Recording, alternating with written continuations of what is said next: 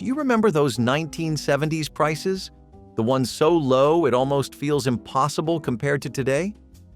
In the 70s, a few dollars covered groceries, gas, and even family nights out, shaping how people lived day to day. How did everyday life shift so far from that world? Gasoline in the 1970s was the lifeblood of every family car, and it was shockingly cheap by today's standards. You could pull into a station, hand over a single dollar, and drive away with enough gas to cruise through the weekend. Prices hovered under $1 a gallon for much of the decade, even with the oil crisis that caused long lines and rationing. Families remember sitting in the back seat while Dad grumbled about waiting hours just to get half a tank, but still, the cost was nothing compared to today. Imagine filling your tank for less than the price of a fast food burger. That was reality then. Cars were not fuel efficient, so people burned through gas quickly, but it did not matter when prices were so low. Road trips were affordable, commutes were manageable, and nobody flinched at leaving the car idling while running into a store. Fast forward to today, and the story is completely different. Modern cars sip gas more carefully, but the cost has skyrocketed to several times what it was in the 1970s. People budget for fuel, track mileage, and celebrate when they find a station a few cents cheaper. That single dollar that once covered a gallon barely dents the pump today. Gasoline prices reflect more than inflation. They remind us how dramatically life has shifted from the open road freedom of the 1970s to the wallet-pinching reality of today's commutes. Housing costs in the 1970s look almost unreal compared to today. A modest single-family home in a safe neighborhood might cost $30,000 or $40,000, about what some people spend on a new car now. Wages were lower, of course, but the relationship between income and housing was dramatically different. Families could buy a home on a single income, and many did. Picture a teacher or factory worker providing for a family of 4, paying the mortgage, and still managing vacations and savings. That was not extraordinary. It was normal. Owning a home was considered part of adulthood, not a lifelong financial hurdle.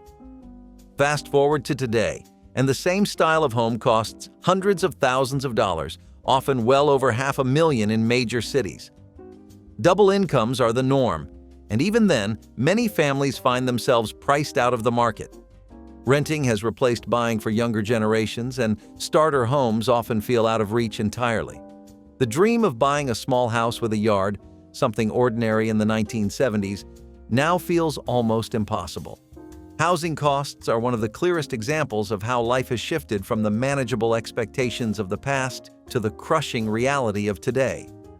Looking back, it is no wonder people get nostalgic for those days when a decent home was not just affordable, it was achievable. Groceries in the 1970s stretched a family's budget, but the numbers feel laughably small compared to today. A typical weekly bill for a family of 4 might land around $30 to $40.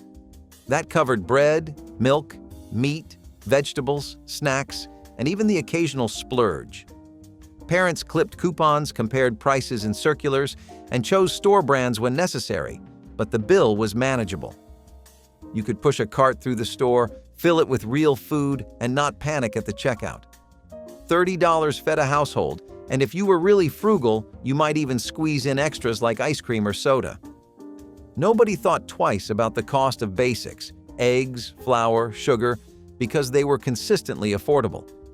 Compare that to today, when the average family easily spends $200 or more each week on groceries. Even small bags of produce or a pound of meat feel expensive. Shrinkflation makes boxes smaller, bags lighter, and bottles thinner while the prices climb higher. Modern families strategize meals, shop in bulk, and still feel squeezed. The number that once stretched to cover a week's food now might not even buy a cart of essentials.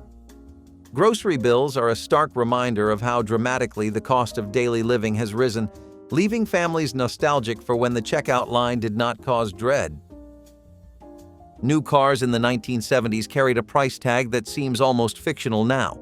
The average new vehicle cost just a few $1,000s, often around $3,000 to $4,000 depending on the make and model. Families would save, trade in the old one, and drive off the lot without being buried under years of debt. picture a brand new sedan with that factory-fresh smell, bought for less than the down payment on today's cars.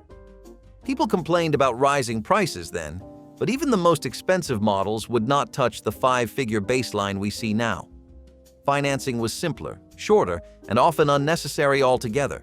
Today, a new car averages over $40,000, with luxury vehicles soaring well into six figures. Buyers stretch payments over 6 or 7 years, often with high interest rates. The sticker shock is real, and the depreciation starts the moment the wheels roll off the lot. In the 1970s, a car was still a big purchase, but it was one most families could realistically make without crippling their finances. That difference is why people look back at those old price tags with disbelief, because the gap between then and now is not just about inflation. It is about how accessible everyday necessities once were. College tuition in the 1970s feels like a fairy tale compared to the crushing costs of today. A semester at a state university might have been a few $100s, sometimes less than what a single textbook costs now. Students worked part-time, paid as they went, and graduated with little or no debt. Imagine covering a semester's bill by waiting tables, stocking shelves, or mowing lawns. That was not a dream. It was a reality. Higher education was considered a stepping stone, not a lifelong financial burden. Fast forward to today, and tuition bills often run tens of thousands of dollars per year. Loans are the default. Debt follows students into their 30s and 40s, and the idea of paying your way with a part-time job is laughable. Families save for decades, and even then, financial aid is often the only way to manage. The difference between then and now is staggering, not just in dollars, but in accessibility. College in the 1970s was a reachable goal for middle and working-class families. Today, it is a financial cliff many are afraid to even approach. Movie tickets in the 1970s were pocket change. A Saturday matinee might cost $1 or less, with popcorn and a drink adding another buck. Families dropped kids off at the local theater with a few coins, knowing they would be entertained for hours. Picture sitting in a dark theater, ticket stub in hand, for less than the cost of today's vending machine snack. Double features, cartoon reels, and weekend specials made the movies an affordable escape for everyone. Theaters were gathering places full of chatter before the lights dimmed and cheers when the big scene hit the screen. Kids sprawled out in sticky seats, clutching candy bars bought for pennies at the counter. Even if the projector stuttered or the sound crackled, the experience felt magical. Nobody worried about breaking the bank to see the latest blockbuster. Compare that to today, when tickets often cost $15 or more per person and premium showings push prices even higher. Add concessions, and a family night at the movies easily rivals a restaurant bill. Streaming at home has become the affordable alternative, but it lacks the magic of the theater experience. Movie tickets are a perfect example of how entertainment shifted from everyday fun to occasional luxury. The change highlights not just inflation, but the way affordability has been stripped from even the simplest pleasures. Airline tickets in the 1970s carried an air of glamour. Flying was expensive, and most families considered it a rare treat or necessity, not a casual option. Adjusted for inflation, tickets were actually pricier than many are today, but the service was different. Meals, roomy seats, and no nickel-and-dime fees. Picture boarding a plane in your Sunday best, greeted with real silverware and a smiling stewardess, knowing your ticket cost a small fortune. Flying was aspirational, almost exotic, and the price reflected it. People snapped photos on the plane, proud just to be in the air, while children stared wide-eyed out the windows as if seeing another world. The food might not have been gourmet, but it came on real trays with cloth napkins, adding to the sense of luxury. Every trip felt like a milestone, something you told friends and family about for weeks afterward. Vacations that required a flight were carefully planned, often once-in-a-lifetime experiences. Today, airfare can be cheaper in raw dollars, but the experience has declined. Families shop for deals online, add baggage fees, pay for snacks, and squeeze into packed cabins. Flying is more accessible but less glamorous, turning from luxury into routine. The then and now contrast with airline tickets is not just about price. It is about how much the meaning of air travel has changed in everyday life. Telephone bills in the 1970s could give parents headaches. Local calls were fine, but long-distance charges added up quickly, and one too many minutes meant an unpleasant surprise in the mail. Families kept conversations short, and kids were reminded not to tie up the line. You might sneak a call to a friend across town, only to hear mom shout about the cost later. Phone bills were watched like hawks, every dollar accounted for, and long distance was practically a dirty phrase. Every ring carried weight, and people answered quickly because calls were precious. Kids memorized phone numbers, calling friends only long enough to plan when and where to meet. Even prank calls were cut short, because everyone knew a few minutes could cost more than it was worth. Phones were utilities, not lifelines of constant communication. Today, phone plans are unlimited, offering texting, video calls, and hours of conversation for a flat rate. Nobody worries about how long a call lasts. The irony is that what was once tightly rationed is now endless, bundled into devices that cost more than a month's rent. The then and now of telephone bills shows how something once precious and costly has become a background hum of modern life. Postage stamps in the 1970s cost just a few cents. Families stocked up in rolls, tucking them in drawers for bill payments, letters, and holiday cards. Writing to friends and relatives was common, and the small price of a stamp made it easy. Imagine sending a heartfelt letter across the country for less than a nickel. The tiny square of paper carried real weight, connecting people in ways no phone call could. Children licked envelopes, sticking stamps with pride as parents reminded them to press down the corners. Mailboxes stood as neighborhood markers, clanging open and shut as letters traveled across the country. Opening the mailbox each day felt like opening a window to the wider world. Every mailbox was a doorway to the outside world, and stamps made it affordable. Today, stamps cost over 60 cents apiece, with rates rising steadily. Few people send letters anymore, but for those who do, the cost feels steep. Bills are paid online, invitations arrive by email, and the ritual of licking an envelope has mostly vanished. Postage stamps are a reminder of how small expenses grow over decades and how something once so ordinary now feels like an indulgence. Milk in the 1970s was a staple that every family bought weekly. A gallon cost under $1, and children drank it daily at meals, often encouraged with the phrase, "Milk builds strong bones." Jugs lined the refrigerator, and no trip to the grocery store was complete without one. You poured it over cereal, dunked cookies in it, and poured tall glasses after school without thinking twice about the cost. Milk was affordable, reliable, and always within reach.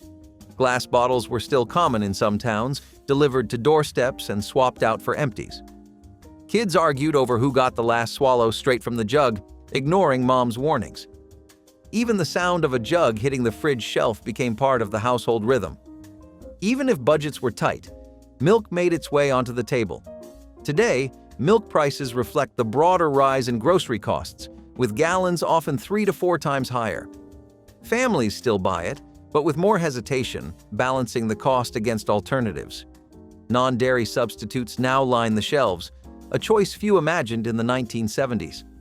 Milk's price tells a bigger story about how basic staples once felt secure, but now carry the weight of rising expenses. Bread in the 1970s was a staple that every household bought without thinking twice. A loaf often cost less than a quarter, making it one of the cheapest and most reliable grocery items on the list.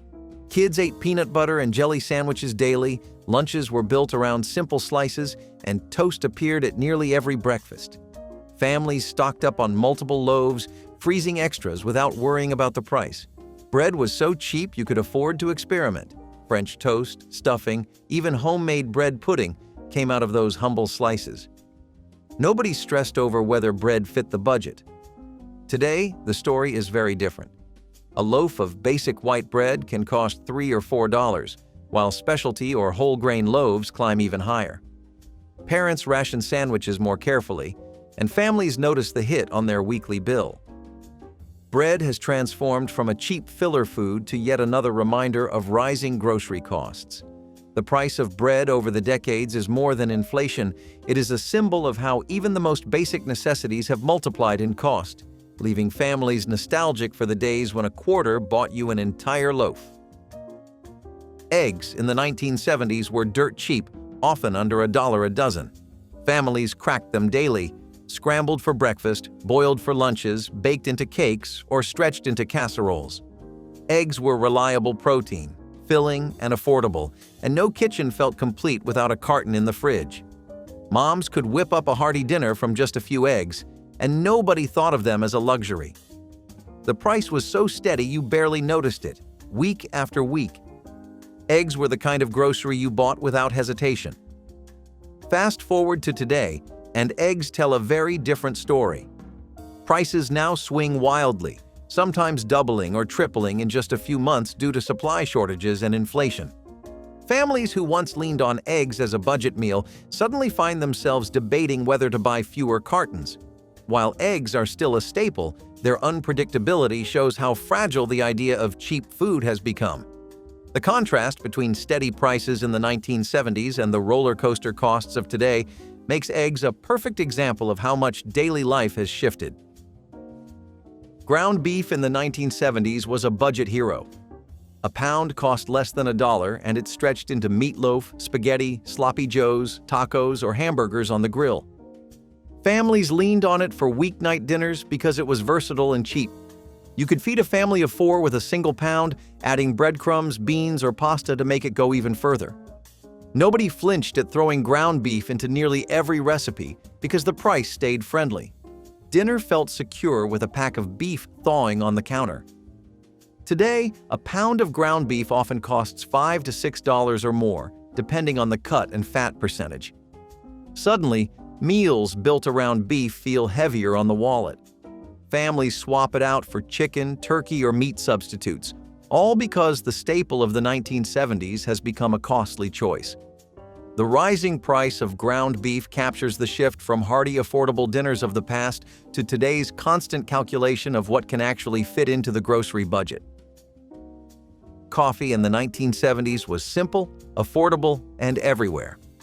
A pound of ground coffee often cost under $2, and it fueled households, offices, and diners alike. People brewed pot after pot without worrying about the cost, pouring endless refills throughout the day. The smell of coffee filled kitchens every morning, the price so steady it blended into the routine. Even cheap brands carried the comfort of consistency, and splurging on a fancier tin still felt manageable. Coffee was fuel, not a financial decision. Compare that to today, when a pound of coffee often costs $10 or more, with premium brands running much higher.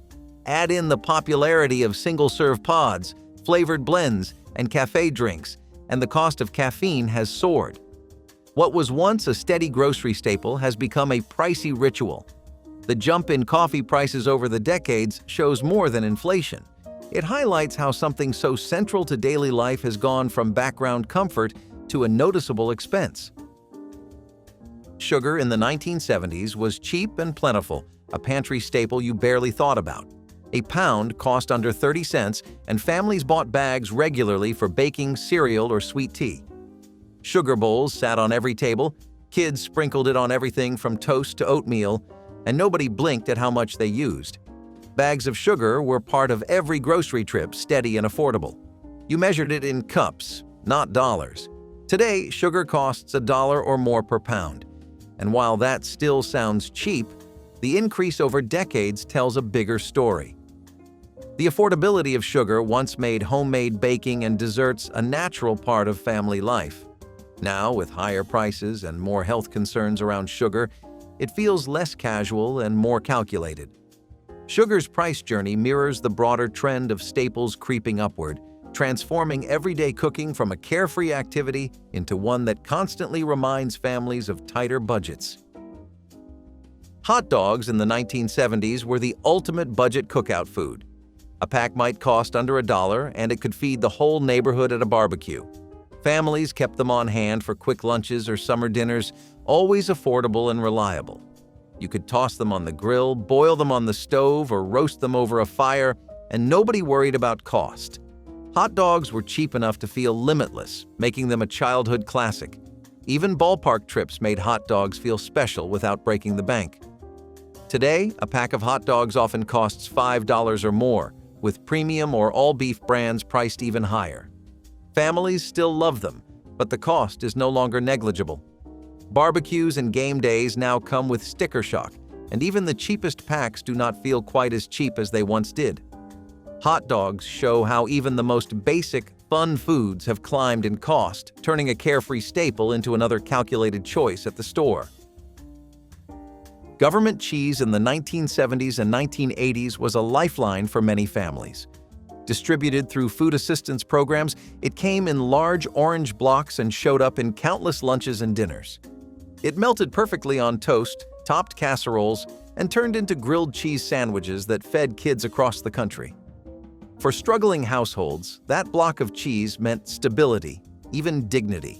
It was free, reliable, and always welcome. Compare that to today, when cheese in the grocery aisle is one of the pricier dairy items. Sliced, shredded, or block, it adds up quickly on a family bill. While government cheese has mostly disappeared, the memory of it stands out as a contrast to today's costly dairy shelves. For those who lived it, government cheese is not just food. It is a symbol of how survival and support looked in an era when prices were lower but help was still desperately needed. Off-brand cereal in the giant bag was a 1970s solution that still exists today, but the price tells a different story. Families skipped the flashy name brands and bought enormous plastic sacks of puffed rice, cornflakes, or fruity knockoffs. Kids groaned at the lack of cartoon mascots, but nobody complained once the bowl was full. The cost was so low you could pour generously, refill, and even snack straight from the bag. Bulk cereal was how families stretched the dollar without losing breakfast. Today, the bags remain cheaper than boxed brands, but they no longer feel like a bargain. Prices have climbed steadily, and what once felt like a clever workaround is now just another reminder of rising costs. Families still use bulk cereal to feed hungry kids, but the savings are not nearly as dramatic as they were in the 1970s. Off-brand cereal in the giant bag captures both continuity and change. Still here, still stretching budgets, but no longer the miracle bargain it once was. Frozen TV dinners were iconic in the 1970s, both cheap and convenient. A full tray meal, meat, potatoes, vegetables, even dessert, could be had for under $1. Families loved the novelty of pulling one from the freezer and heating it up in the oven. The foil trays felt futuristic, the portions neat and ready, and the price made them an easy option for busy nights. Kids marveled at Salisbury steak or turkey dinners with a brownie square, all for pocket change. TV dinners became part of the rhythm of modern life. Today, frozen dinners are still everywhere, but they cost $5 or more a piece, with premium options climbing even higher. They are marketed as healthier or gourmet now, but the convenience comes at a price. Families no longer see them as the cheapest meal in the freezer, but as an occasional convenience. The rise in cost shows how far the idea of fast and affordable food has drifted since the 1970s. Kool-Aid packets in the 1970s were the cheapest way to fill a pitcher. For just a few pennies, you had enough flavored drink to keep kids happy all afternoon. You tore the packet open, dumped it into a pitcher, added sugar, and stirred until your arm ached. The colors stained your tongue, the counters, even the wooden spoon, but nobody cared because it was so cheap. Kool-Aid meant summer, fun, and affordability all in one. Today, Kool-Aid packets still exist, and they are still cheap, but not quite like before. A few cents has turned into more than $1 in many stores, and the sugar needed to make them has also risen in cost. Families still love the nostalgia, but the savings do not stretch nearly as far. Kool-Aid captures how even the smallest indulgences have climbed in price, still affordable in name, but not the near-free treat they once were in the 1970s. Canned Vienna sausages in the 1970s were the poor man's protein. You could buy a small can for pocket change, and that salty, soft meat was enough to make sandwiches, top crackers, or bulk out a meal when there was not much else around. Families on tight budgets relied on them because they were shelf-stable, cheap, and filling. Opening a can meant being greeted by that unmistakable smell and the sausages swimming in brine, but nobody turned their nose up at it when food was scarce. They might not have been glamorous, but they kept hunger away. Kids grew up thinking Vienna sausages on white bread was a perfectly normal lunch. Today, canned Vienna sausages still line store shelves, but their price has crept up along with everything else. What once cost just a few cents per can now costs over $1, sometimes $2, depending on the brand. For families who remember scraping by in the 1970s, the jump feels enormous. They are still cheap compared to fresh meat, but the gap between then and now shows how much survival food has changed. Back then, Vienna sausages symbolized thrift and ingenuity, stretching the dollar to its last breath. Now, they are more of a nostalgic memory or a pantry backup than a regular household staple. Their story is not just about taste or convenience, it is about the dignity of making do when times were tough, and the reminder that even poor food has not escaped the steady climb of prices over the decades. Macaroni and cheese in a box was a childhood favorite in the 1970s, and the price made it an unbeatable bargain. A single box cost less than a quarter, and it stretched into dinner for the whole family. The bright orange powder, mixed with milk and butter, turned plain pasta into something every kid craved. Parents loved it because it was quick, filling, and cost almost nothing. Children loved it because it felt indulgent, creamy, and familiar. A single box was not just food, it was comfort on a budget. Today, boxed macaroni and cheese is still considered cheap, but it is no longer the steal it once was. A single box often costs over $1, with multi-packs running much higher. What was once a casual pantry filler now takes a noticeable chunk out of the grocery bill when bought in bulk. Families still turn to it for quick dinners, but the idea of macaroni and cheese as practically free food is gone. Its enduring popularity proves how strong nostalgia can be, but the price tag is a reminder that even comfort foods are not immune to inflation. The then and now of macaroni and cheese shows how a childhood favorite has shifted from a true bargain to a modest indulgence, while still carrying the emotional weight of being a meal that made kids smile when money was tight. Day-old bread from the discount bin was a lifeline for struggling families in the 1970s. Grocery stores sold loaves for pennies, often wrapped in plastic with a bright sticker marking them down. Families on tight budgets knew exactly where to look, heading straight for the bin before filling their carts with anything else. The bread might have been a little dry, but it was perfect for toast, French toast, stuffing, or breadcrumbs. Mom stretched every slice, and no one complained because it meant sandwiches in lunchboxes and rolls at dinner. That bright orange or yellow day-old tag was not a mark of shame. It was survival. Today, stores still sell discounted bread, but the savings are not nearly as dramatic. A marked-down loaf might save you 50 cents or $1, but it still costs far more than the pennies it did in the 1970s. Families no longer depend on it the same way, but for those who grew up poor, the memory of digging through the discount bin is sharp. It represented thrift, resourcefulness, and the quiet sacrifices parents made to feed their kids. Bread itself has risen so much in price that even the discounted loaves are far from the bargains they once were. The story of day-old bread is a story of stretching budgets with creativity and dignity, proof that survival sometimes came wrapped in plastic with yesterday's date stamped on the side. Ramen noodles were a novelty in the 1970s, slowly making their way into American kitchens. Imported from Japan, they cost just pennies per pack and offered an entirely new way to eat on the cheap. College kids, single workers, and struggling families discovered them as a miracle food that filled you up for almost nothing. Boil water, drop in the noodles, stir in the salty packet. It was that simple.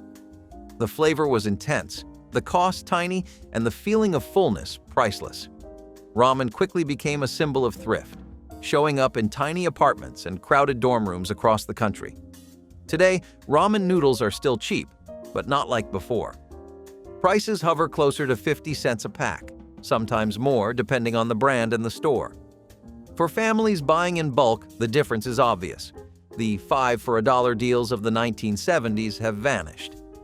Ramen has also taken on a cultural shift, with gourmet versions appearing in restaurants and premium packs hitting grocery shelves at several dollars each. What began as poor food has been repackaged as trendy cuisine. But for those who remember the 1970s, ramen noodles will always be tied to thrift and survival, a steaming bowl of comfort that kept hunger away when money was scarce. The change in price is real, but so is the memory of what ramen once meant to anyone who had to stretch a dollar as far as it would go. Canned fruit cocktail was a dessert treat in the 1970s, and it was cheap enough that almost every pantry had a few cans. For just a handful of cents, you got peaches, pears, grapes, and the occasional cherry swimming in syrup. Families scooped it into bowls, topped it with whipped cream, or mixed it into Jell-O for potlucks and holidays. The red cherries were always fought over, the peaches were the sweetest, and the syrup was slurped straight from the bowl. Fruit cocktail felt like luxury even though it came from a can, because it was sweet, colorful, and affordable. It was dessert on a budget, and nobody complained. Today, canned fruit cocktail is still sold, but the price has climbed dramatically. A can often costs $2 or more, and while that sounds small, the jump from pennies to dollars is significant. Fresh fruit is often more affordable by comparison now, flipping the script from the 1970s. Families still buy it for nostalgia or convenience, but it no longer carries the same sense of easy indulgence. The then and now of fruit cocktail highlights how even the simplest pleasures have been reshaped by rising costs. It once stood as proof that dessert could be sweet and affordable for everyone. Today, it feels like another reminder that nothing in the grocery aisle has escaped the steady creep of inflation. Tin foil pie pans as dinner plates were a true mark of frugality. Lightweight and easily washed, they were pressed into service long after the pie was gone. Families stacked them high in cupboards, pulling them out for sandwiches, casseroles, or even cereal.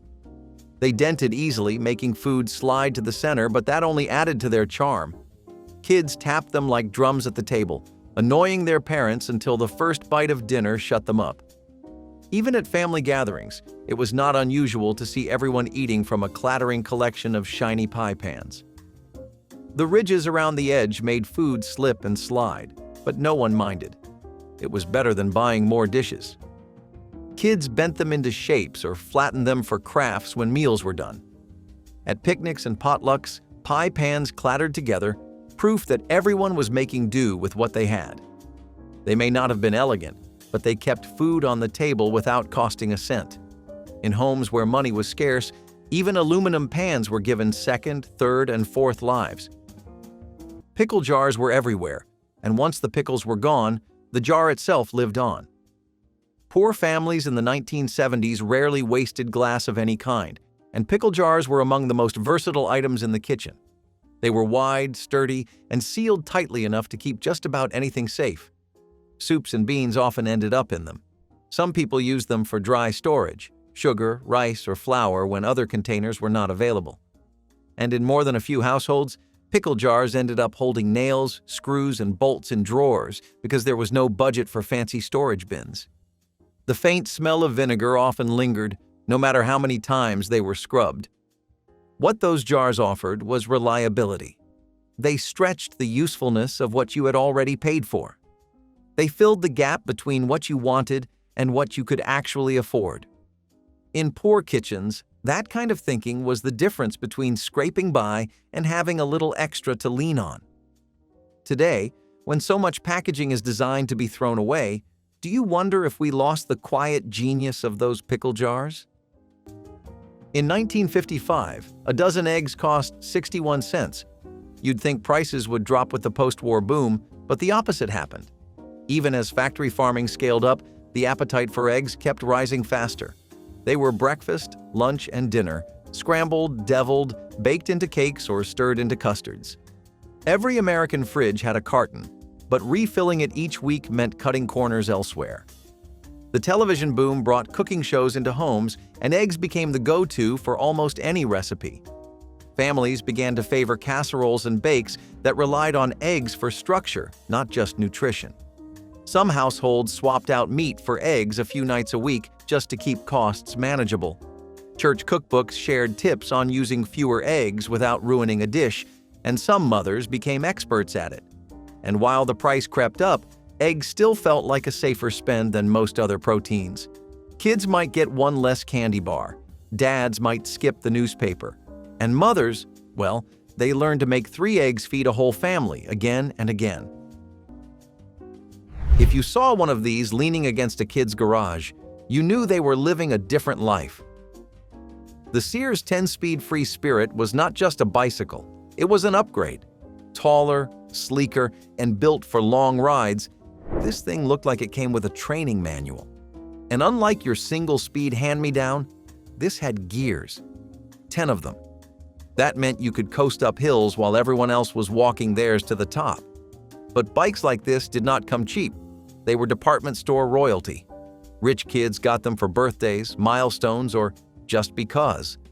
The paint never chipped, the chain never squeaked, and the kid riding it always looked like they had somewhere important to be, even if they were just circling the cul-de-sac. And when they pulled up to school, they parked them like prized possessions. You did not dare lean your bike next to theirs. It just looked wrong. These bikes were made for smooth roads, summer wind, and families who had extra room in the garage. You could hear the click of the shifters from a mile away, and every click reminded you that some kids were already going places, even if it was just around the block. Wooden television trays were a weekend ritual in poor households of the 1970s. They folded out on spindly legs, balanced just enough to hold a plate of meatloaf, mashed potatoes, and peas in front of the family's only television. Dinner was transformed into an event, with everyone focused on the screen instead of the kitchen table. They creaked loudly when you leaned on them, and every child learned the art of eating carefully so the tray would not topple. Sometimes the screws poked out a little, scratching knees if you sat too close. Still, families kept them in rotation because they made the living room feel like a theater, even if the movie was just the nightly news. The trays always wobbled, threatening to spill gravy if someone shifted too quickly, and kids learned to sit perfectly still. Even when the varnish chipped or the screws loosened, families tightened them up and kept using them year after year. The sound of those trays clattering open in the living room was the signal that television time had officially begun. Poor families did not think of them as luxuries. They were practical, space-saving, and made every television dinner feel like an occasion. Looking back, they were flimsy and awkward, but at the time, wooden trays were part of the heartbeat of home life. If you grew up poor in the 1970s, chances are your kitchen table wore a vinyl tablecloth decorated with bright flowers. It was cheap, easy to wipe clean, and lasted just long enough before cracking and peeling. For families scraping by, that was good enough. The patterns were bold: daisies, roses, and sunflowers in colors that looked cheerful against otherwise modest kitchens. Mothers would drape them across tables before meals, smoothing out wrinkles while kids set out mismatched plates and utensils. They made the space feel dressed up, even if dinner was little more than beans or bread. Over time, the vinyl cracked, the edges curled, the colors faded, and eventually, a patch of tape would hold it together for a few more months. But still, families clung to them because they were practical.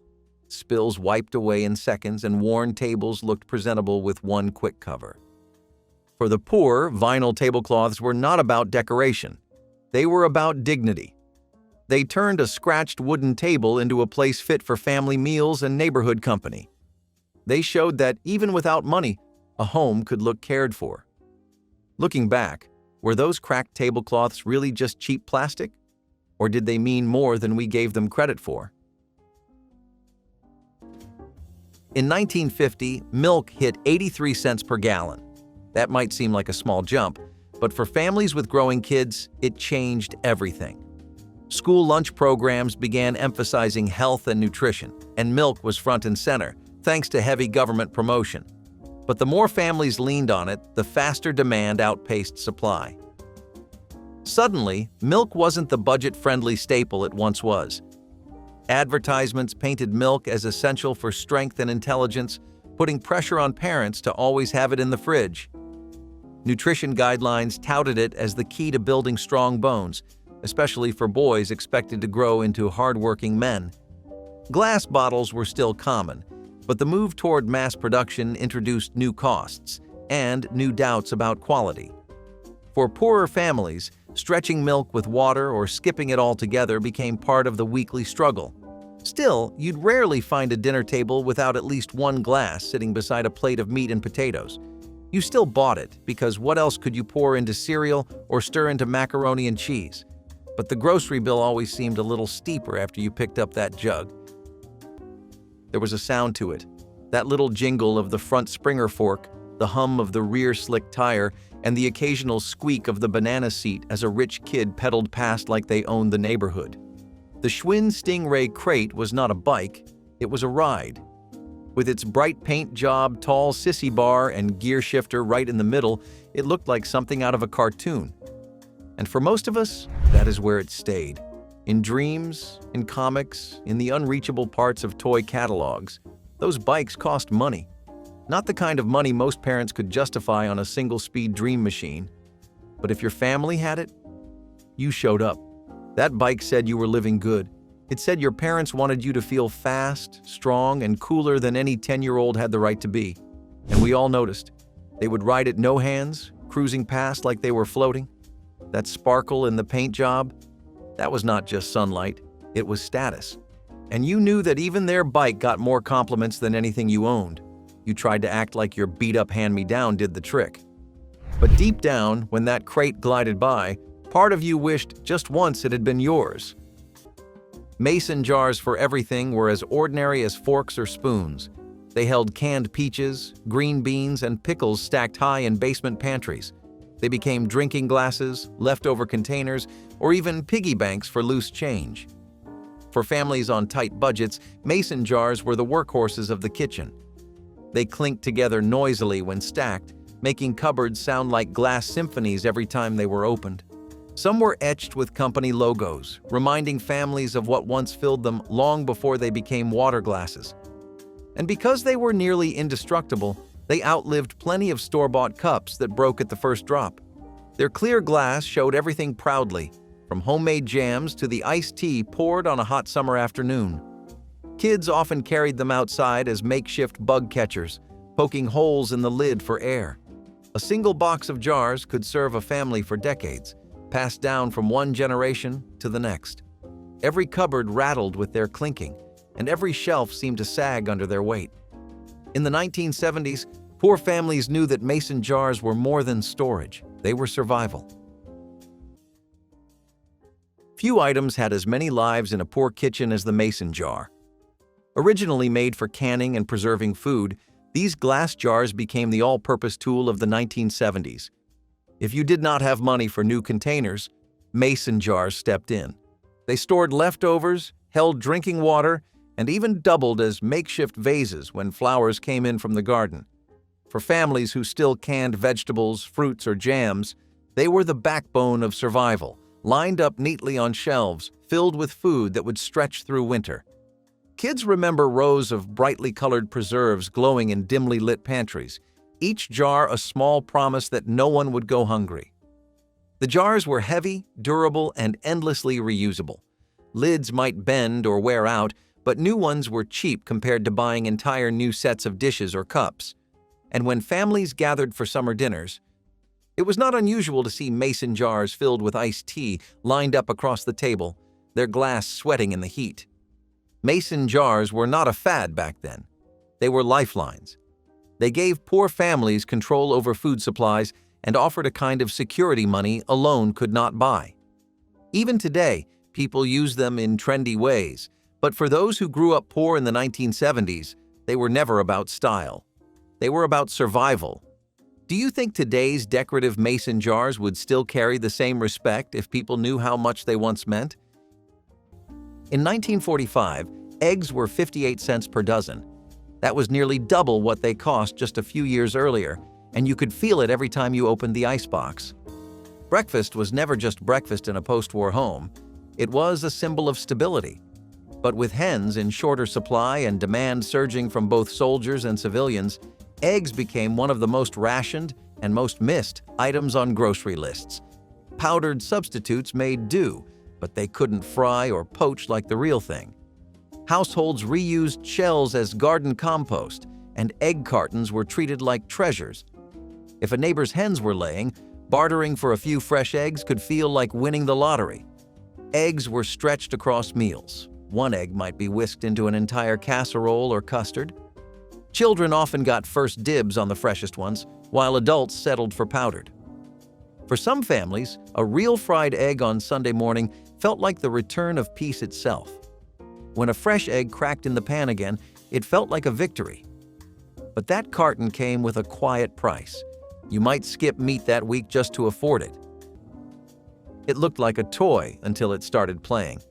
The Panasonic Take-and-Tape was a little portable cassette recorder that kids used to tape their voices, play their favorite songs, or pretend they were running a radio show. And it was not cheap. It came in bright colors, had a chunky handle, and most importantly, it worked. It felt professional. Rich kids would bring them to school to record class projects, or worse, just record nothing at all, just because they could. You wanted one, not because you needed it, but because it made sound feel personal. These were the first steps toward a world where kids could make things, songs, stories, messages, and hear them played back. It was powerful. If you had one, you felt like your voice mattered. If you did not, you just watched and wondered how it felt to press record and actually have something worth taping. These things were loud, literally and figuratively. Custom name belt buckles became a full-blown trend in the 1970s, and if your name was shining in metal across your waist, you were automatically cooler. They were chunky, shiny, and spelled out exactly who you were. And trust me, only certain kids wore them. The ones whose parents took them to the mall and said, "Pick anything you want." These buckles were not just about fashion, they were about identity.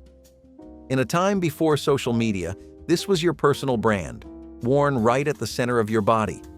You would walk into school and bam, there it was. Tony, Michelle, Jason, like a name tag that you had to earn. It said, "I matter." It said, "Look at me." And more than anything, it said, "I am not afraid to shine." Most of us could not afford them. Maybe you had a plain belt. Maybe you had no belt at all. But the kids with custom buckles, they made sure you saw them. They would tug their shirts up just enough, stand with hands on hips, or lean against lockers so that metal gleamed in the hallway light. It was all for show, and it worked. Repaired toasters with electrical tape were a safety hazard that nobody thought twice about. When a wire frayed or the cord cracked, fathers wrapped it tightly in black tape and declared it good as new. Families continued to pop bread in without hesitation, ignoring the occasional spark or burnt smell. Sometimes the tape itself melted a little, leaving a sticky residue on the counter that no one bothered to clean. If the toaster managed to last another year, the repair was celebrated as proof of Dad's ingenuity. Replacing appliances simply was not an option. You stretched what you had until it refused to work another day. Sometimes the toaster lever stuck, and someone had to jiggle it loose with a knife, a practice that would make anyone today shudder. Kids watched nervously, but trusted their parents' word that it was fine. If the toast came out golden instead of blackened, the repair was considered a success. Buying a new appliance was out of reach, so repairs kept kitchens alive. Looking back, it is a wonder more people did not get shocked, but at the time, fixing instead of replacing was simply how families survived. In the 1970s, if you were poor, canned goods were your lifeline. And to open them, you relied on the manual can opener, clunky, crank style, and never quite sharp enough. Every poor family had one, and every poor family cursed it at least once. The can opener was never glamorous, but it was essential. Canned beans, soup, tuna, fruit cocktail, and vegetables were often cheaper than fresh. Families stocked up on them because they lasted, they filled bellies, and they did not require a refrigerator to keep. But without that stubborn little opener, none of it mattered. Using one was a skill. You clamped the teeth onto the rim, turned the handle, and prayed it did not slip. Sometimes it worked smoothly, other times it bent the can, splattered liquid, or left sharp, jagged edges that sliced a careless hand. Still, it did the job. Every pantry, every drawer, and every kitchen counter had one within reach. For poor families, the can opener symbolized more than convenience. It represented a dependence on food that was cheap, preserved, and mass-produced. It was a tool that unlocked survival. Every click of the handle was a reminder of how life revolved around stretching a dollar and making meals out of whatever was available. Can you picture a kitchen of that era without hearing that familiar grinding sound? In 1970, bacon cost up to 95 cents per pound. It still sat in coolers, neatly stacked in thin plastic packs. But something had changed. That smoky, sizzling slice of Americana wasn't as casual anymore. It cost more, and you noticed. Families stopped cooking entire pans for breakfast. Instead, bacon became a treat, not a given. Breakfast for dinner nights became the compromise. A few slices served with pancakes once a week. Cheaper brands appeared, thinner and fattier, but they did the job. Cooks drained every drop of bacon grease into jars, saving it like gold for flavoring other meals. The sound and smell still filled the house, but it came with a side of guilt and budgeting. Even grocery ads stopped promoting bacon as everyday and began calling it weekend-worthy. A few pieces chopped into salad, crumbled into baked potatoes, or saved for Sundays. It wasn't just about flavor. It was about nostalgia. Bacon still meant home, but now it came with caution. A few extra cents felt heavier in wallets stretched by gas hikes and grocery inflation. You could still taste the comfort, but you counted every strip. You could spot them from across the school hallway, the shine, the cut, the labels stitched loud and proud across the back pocket. Jordache and Sasson were not just jeans. They were declarations. They told you who had money, who had fashion, and who had parents that shopped at the kind of department stores that did not take coupons. These jeans were tight, flashy, and often came with matching jackets. They fit like they were made just for you, if you had a trust fund. Everyone else wore generic denim that sagged or bunched or looked like it had been handed down for 3 siblings. But the rich kids? They walked through the halls like they were on a runway. They had the attitude to match. If you had these jeans, people noticed, and if you did not, well, you noticed more. Because nothing makes you feel more like an outsider than standing next to someone who is wearing your parents' entire grocery budget just on their legs. Bread bags reused as lunch bags were as natural as tying your shoes. When the loaf was gone, the clear plastic bag was shaken out, folded, and tucked in a drawer for the next school day. Sandwiches were wrapped in wax paper and slipped inside, ready to be carried to class. Kids often grumbled that their bread bag lunch looked less fancy than store-bought brown bags, but their parents knew better. It was free and practical. The bags carried more than sandwiches, too. They held cookies, apple slices, and sometimes even crayons or marbles when a quick container was needed. Some families used them as gloves on cold days, slipping them over socks to keep shoes dry in the snow. Others tied them into knots for makeshift storage, proof that even the thinnest bit of plastic had value. For families on tight budgets, nothing went unused, and every bread bag had a second life before finally being tossed. Looking back, it was another quiet reminder of how thrift defined the rhythm of daily life. Before plastic trays took over, the aluminum ice cube tray was king. And if you were poor in the 1970s, your freezer had one, or several. They were dented, stubborn, and frustrating, but they were indispensable. The design was simple: a metal tray with dividers and a lever to release the cubes. In theory, you pulled the lever and neat little cubes popped out. In reality, it stuck more often than not. You pulled with all your strength, the tray bent, and finally, with a loud crack, cubes went flying across the counter.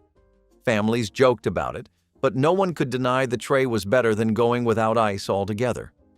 Poor households clung to these trays long after plastic ones came along, partly because they already owned them, and partly because they lasted. The aluminum never wore out, even if it grew pitted and stained from years of use. On hot days, kids waited eagerly for their turn at a frosty cube, while adults added a few to tall glasses of tea or soda to make simple meals feel just a little more refreshing. The tray was not elegant, but it was part of daily life. It symbolized small comforts in homes where luxuries were rare. And maybe that is why, decades later, people still remember the sound of that lever snapping loose. Do you miss the stubborn charm of something so simple, yet so essential? In 1945, a pound of chopped beef cost 27 cents. That same cut might have been just 16 cents a few years earlier. But everything changed when the war ended. Soldiers came home hungry, and meat was finally off ration. But that didn't mean it was suddenly cheap again. Grocery stores saw long lines as people scrambled to get their hands on beef that didn't need a coupon book. Ground beef was no longer just a war necessity. It became the base of meatloaf, chili, and hamburger dinners that brought families back together. The meat was often mixed with breadcrumbs, oatmeal, or rice just to stretch it further. Local butcher shops became gathering spots, where ration updates and availability news spread like wildfire. You'd plan your entire weekly meals around whether you scored a good cut of beef or not. Some families even traded backyard garden produce for extra rations or a butcher's favor. Even when beef returned to shelves, its scarcity during the war left a lasting sense that it was something special. The price was rising fast, and for many homes, even a small amount had to be stretched with breadcrumbs or oatmeal. You could taste celebration in that first post-war bite, but you could also taste just how fragile it all was. It was the closest thing to magic you could hold in your hand. The Mattel Vertibird did not just sit still like the rest of your toys, it moved, spun, hovered.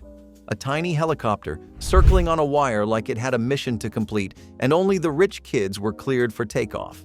If you were lucky enough to know someone who had one, you probably remember standing in their basement watching it spin around that plastic console like it was something out of a movie. The controls felt impossibly smooth. The noise it made was like a real chopper, kind of loud, kind of annoying, but somehow still beautiful. It came in all kinds of kits, rescue missions, police chases, even space ones. But no matter the model, it came with a price tag that said, "This is not for just anyone." These were not toys you saw in your average toy aisle. They were always sitting high up, behind glass, or in department stores your family did not shop in. You could not just ask for a Vertibird. It had to be gifted by someone with a solid bank account and a soft spot. It was the kind of toy that made other toys look boring, and when it took flight, so did your envy. And when you asked your parents if you could have one, they would give you that look, the one that quietly said, "Not this year." The Vertibird was not a toy, it was a symbol. If you had one, you were living different. If you did not, you just stood back and watched it fly circles around everything you owned. Mismatched hand-me-down dishes filled cupboards across the country. Very few poor families had a matching set, and no one cared. Plates came from grandmothers, cousins, or neighbors, each one a different color or pattern. A dinner table might hold one floral plate, one plain white, and one chipped saucer pressed into service because nothing else was available. Glasses were the same, no two alike, yet all functional. Meals were served on whatever surface could hold food, and somehow the mix made the table feel more homey, more real. Kids learned quickly which plate was theirs, even if it was cracked or faded, and they felt comfort when it appeared at mealtime. Visitors noticed, but it was understood that food mattered more than presentation. Families took pride in feeding everyone, not in impressing anyone, and mismatched dishes became part of the story of every meal. They spoke of survival, community, and the way love always mattered more than perfect table settings. If you grew up poor in the 1970s, chances are your kitchen drawer held a stack of dish rags that once had a very different life. They were old towels, worn thin, cut down to size, and put back to work. Nothing went to waste, especially not fabric. Frayed edges, faded colors, and stains told the story of their first life. When they were no longer good enough to dry a person, they were good enough to dry dishes. They were scrubbed against counters, soaked in dishwater, and wrung out until threads started to unravel. Poor families could not afford to buy new dishcloths every few months. When you visited a neighbor's home, you would see the same thing. Stacks of cut-up towels folded neatly in a drawer, waiting to be used. What might seem ragged or second-rate now was, back then, just part of life. Those dish rags were symbols of resilience, proof that families knew how to stretch the usefulness of every item. They held the memory of a different time, when resourcefulness was second nature. Does it surprise you that something as small as a rag could remind people of both hardship and pride? In 1965, a Swanson TV dinner cost 65 cents. That little foil tray divided into perfect squares of meatloaf, mashed potatoes, and corn was more than a shortcut. It was a promise. Pop it in the oven, wait 45 minutes, and dinner appeared. No apron or recipe required. It was the future of food, sold in frozen silence and eaten in front of the television. For working mothers and busy families, it felt like a lifeline. They let kids serve themselves while parents caught their breath after work. You could eat it on a tray table during Bonanza or the Ed Sullivan Show. No dining room required. It was the beginning of solo meals, of eating what you wanted when you wanted it. It made cooking optional and gave families their evenings back. Sort of. And as other brands copied the formula, the frozen dinner aisle grew into a symbol of American modern life. No more peeling potatoes or timing roasts. You just needed electricity, an oven, and a little patience. The food was never quite fresh, never quite hot in the middle, but somehow it worked. And in a decade obsessed with convenience and modernity, it became iconic. That 65-cent box fed millions and quietly changed dinner forever. These price changes tell the story of how much life has shifted. So share the one that shocked you most in the comments, give this video a like if it stirred your own memories, and subscribe to see more history come alive right on your screen.